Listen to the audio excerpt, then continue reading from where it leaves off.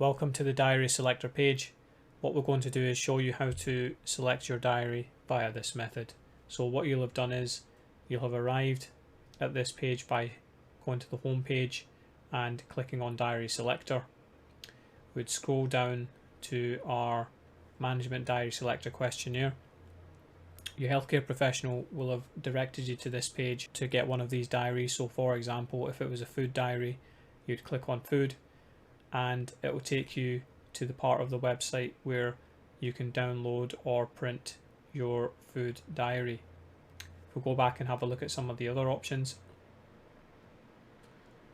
you can see here we can click on blood pressure and it will take us to the blood pressure diary part of the website again, where you can print off your blood pressure diary for your management.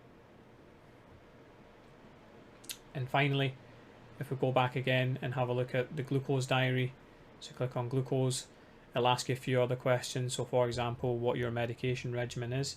So if you're not on any medication and it's just diet and lifestyle only, that's called glucose intolerance. It's also formerly known as pre-diabetes. Just click on there and it will take you to the relevant blood glucose diary for you.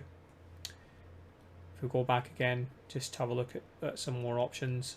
Click on glucose.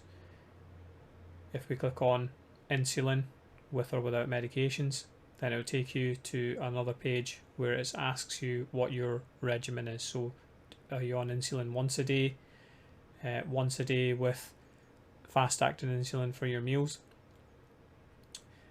2 times a day long acting with fast acting insulin?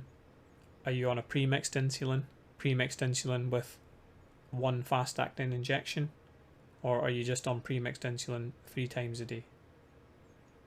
So you click on any one of these to take you to the relevant one. So for example, let's click on pre-mixed insulin twice a day and press finish, and it will take you to the blood glucose diary for pre-mixed insulin twice a day.